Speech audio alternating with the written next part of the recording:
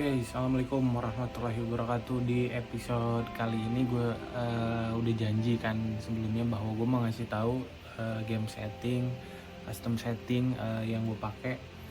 Oke, yang pertama kita langsung aja ke game setting ya. Game setting. Oke, ini adalah settingan yang gue pakai. Cursor bar biasa. Yang pasti kalau main online presetnya kompetitif, oke. Auto shootnya udah pasti ini, shoot assistnya assisted, time finish on. Ya, ini berguna banget sih kalau kalian udah mastering ini, kedepannya jauh lebih enak.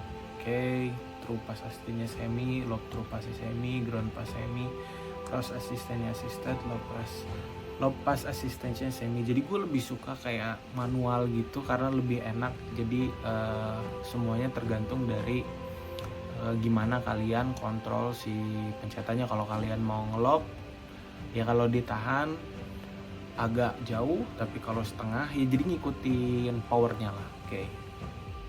Pas receivernya locknya late, precision passnya normal, clearance-nya directional, joki udah pasti, dan ini defending. Ini yang jadi perdebatan ya antara tactical atau advance. Gue udah nyoba keduanya, cuman akhirnya gue lebih prefer tactical defending. Oke, sebenarnya nggak ada bedanya sama FIFA 2023. Pas block assist-nya on, auto switching-nya ini, auto switching move assist-nya non. Oke, right stick switchingnya pastiin klasik karena lebih gampang directional gitu, ke arah jarum jam aja.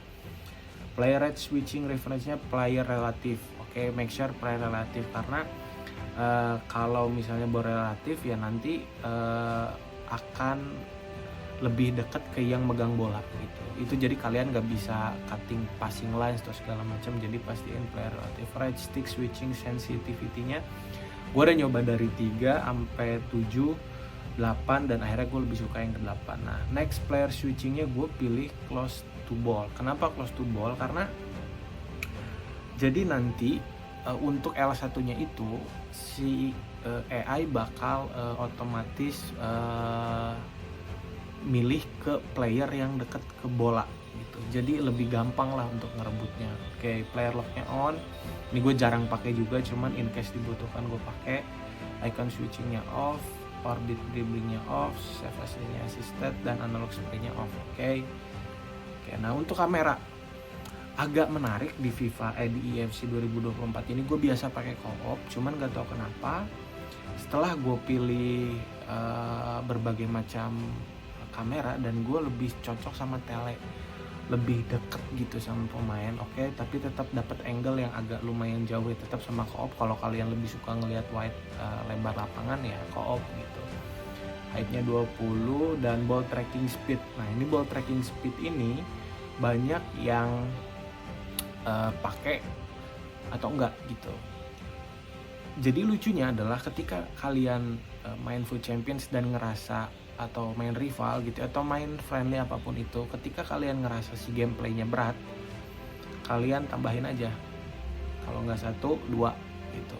Tapi kalau ternyata 1, 2 malah kalian lebih susah lagi untuk kontrol ya ke 0. Gue kadang kalau main Foot Champions aduh susah, berat, gue tambahin.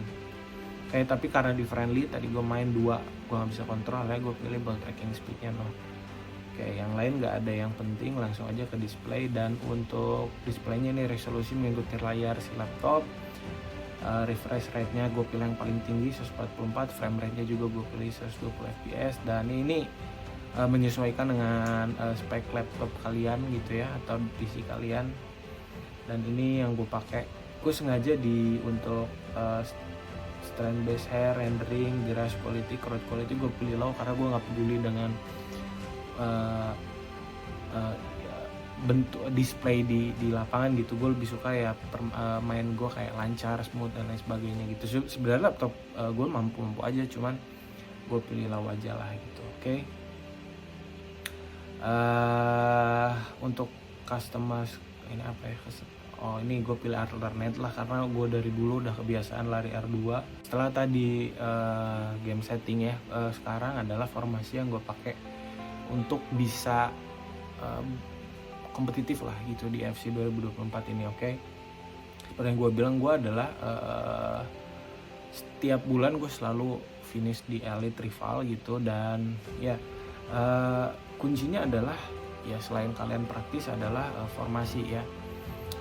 In game ini bukan tim yang gue pakai sebetulnya, ini buat objektif, squad selector, dan kalau ya ini adalah tim yang gue pakai untuk main rival atau misalnya Food Champions gitu. Dan ya untuk pilihan pemainnya kalian bisa lihat sendiri. Gue dapet Ronaldinho juga, Hansen masih beli, Van Dijk beli, dan sisanya ya kalian bisa lihat sendiri ya. Dan untuk custom taktiknya, yang pasti gue pakai adalah attacking formasinya 4-3-2-1. Formasi ini menurut gue yang paling balance ketika kalian nyerang, kalian bertahan, dan banyak opsi ketika kalian nyerang sih terutama ya. Dan untuk bertahan juga pakai jadi 4-4-2 yang lebih compact gitu. Untuk widthnya 45, depthnya 60 karena udah di reduce sama IES. Sebenarnya kalau mau tetap di 71 juga gak masalah, cuman gue pilih ke 60. Build up play-nya balance, change create-nya direct passing, dan widthnya disamakan ketika bertahan dan menyerang. Players in the box-nya gue pilih 7 ya, ini 7 kalau gak salah. Corner-nya 2, free kick-nya 2. Oke, untuk formasi kalian bisa lihat Ronaldinho gue taruh di tengah, Hansen di kanan, Aubameyang di kiri, Frankie De Jong yang ya bisa bilang box to boxnya, Bellingham yang lebih ke bertahan, dan Kakak right center mid yang masuk ke depan gitu. Oke, dan ya Marcos Llorente sama Bom Pastor sebagai wingbacknya. Nah untuk instructionnya, Ronaldinho nya gue pakai stay central sama get in behind, sama dengan Hansen, stay central dan get in behind. Oke, jadi kedua pemain ini akan tetap berdua di depan gitu. Dan Aubameyang yang stay central juga get in behind tapi come back on defense. Jadi dia agak yang jadi left mid-nya lah. Oke, dan untuk De Jong sama Bellingham sama stay back while attacking sama cover center untuk keduanya. Dan untuk RCM-nya itu get forward, get in the box for cross, dan cover wing. Oke, make sure cover wing. Oke, nah untuk Marcos Llorente gue pilih stay back while attacking karena ketika kalian nanti kena counter attack, kalian tetap bisa tetap bertahan dengan 3 back gitu, jadi nggak lowong-lowong banget. Dan untuk Bom Pastor kita taruh balance dan run type-nya overlap. Sebenarnya kalau kalian bisa milih sih entah yang si Hansen atau yang comeback on defense, ya Aubameyang yang tetap di depan gitu. Oke, jadi itu preferensi aja tuh. Nah, untuk yang bertahannya 4-2-2-2, kembali pakai Ronaldinho sama Aubameyang di depan, Kakak, Hansen, dan lain sebagainya. Dan untuk instructionnya itu stay central get in behind, stay central get in behind, dan ini juga ini basic sih, comeback on defense, get on the box for cross. Nah ini yang lebih ke bertahannya defensive orientednya adalah si Bellingham dan De Jong yang lebih ke box to box. Nggak ada bedanya sebetulnya. Dan untuk taktiknya hampir kurang lebih sama, 40, 60, 48 ya. Cuman di build up play-nya gue pilih fast build up. Oke. Dan untuk yang bertahan ini 5-2-2-1 ya, ini belum diganti-ganti. Oke, cuman kurang lebih seperti ini. Ini nggak perlu banyak perubahan lah kalau kalian main bertahan gitu ya. Oke, lupa satu lagi, 4-2-4. Ini adalah formasi ketika kalian all out nyerang gitu ya, constant pressure, 5-6, 100, fast build up, direct passing, widthnya 30, players in the box-nya 7, corner full in, free kick-nya full in. Kayak ini juga preferensinya sama sih kurang lebih ya. Jadi nggak tergantung nanti in game-nya kan ada pergantian pemain atau apa segala macam. Cuman kalau instruksinya di stay central, stay forward aja gitu-gitulah. Oke, ya kurang lebih begitu untuk formasi dan game setting, customized control dan sebagainya. Jadi ketika kalian ingin bisa kompetitif di EFC 2020 ini, selain banyak latihan itu ya banyak mengulik formasi yang pas gitu untuk kalian apa gitu.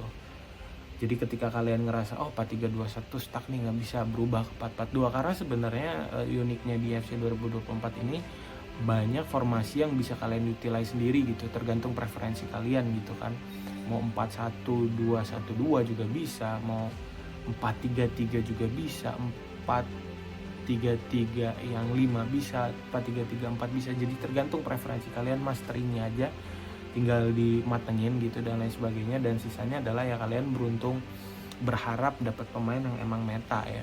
Karena ketika kalian punya pemain kayak ya Ronaldinho, Hansen atau dan lain sebagainya ya, emang begitu ngaruhnya gitu di EFC sekarang gitu. Oke, segitu aja untuk episode kali ini. Bagi kalian yang masih bingung boleh tanya di kolom komentar, dan I'll see you in the next video. Bye.